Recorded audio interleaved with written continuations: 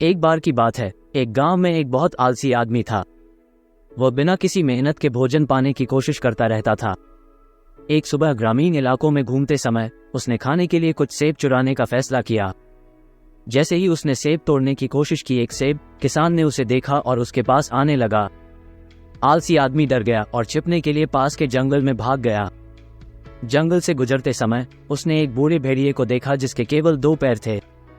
आदमी को आश्चर्य हुआ कि वह भेड़िया केवल 2 पैरों के साथ कैसे जीवित रह रहा था।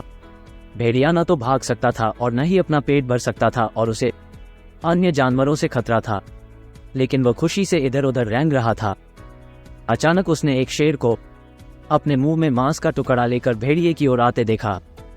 आलसी आदमी खुद को बचाने के लिए पेड़ पर चढ़ गया, लेकिन भेड़िया रुक गया क्योंकि वह भाग नहीं सकता था। लेकिन आदमी की नज़र डंठल पर थी। जैसे ही उसने देखा कि शेर ने मांस का टुकड़ा भेड़िए के खाने के लिए छोड़ दिया है, आलसी आदमी को भगवान की लीला देखकर खुशी हुई।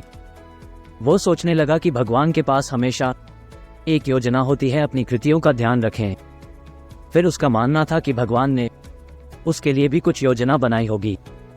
इसलिए वह बैठने के लिए जगह ढूंढने निकल पड़ा और किसी के उसे खिलाने का इंतजार करने लगा। वह इंतजार करता रहा। वो 2 दिनों तक वहां बिना कुछ खाए इंतजार करता रहा। आखिरकार वो खाना नहीं खा सका, भूख सहन नहीं की और चला गया। रास्ते में उसकी मुलाकात एक बूढ़े ऋषि से हुई। उसने ऋषि को सब कुछ बताया और पूछा कि हे बुद्धिमान, भगवान ने अपंग भेड़िए पर दया की, लेकिन उसने मुझ पर दया क्यों नहीं दिखाई। बूढ़े ऋषि ने उत्तर दिया, यह सच है कि भगवान के पास हर किसी के लिए एक योजना है। आप स्पष्ट रूप से उसकी योजना का हिस्सा हैं, लेकिन बेटे, आपने उसके संकेतों को अपने तरीके से लिया। वह नहीं चाहता था कि आप भेड़िए की तरह बने, वह चाहता था कि आप शेर की तरह बने।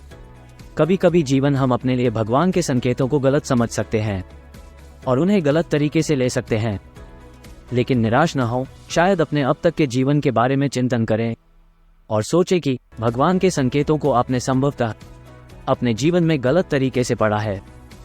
मुझे उम्मीद है कि यह कहानी इस पर प्रकाश डाल सकती है। आप जीवन में अधिक खुशहाल और अधिक सफल मार्ग अपना सकते हैं। देखने के लिए धन्यवाद और धन्य रहें।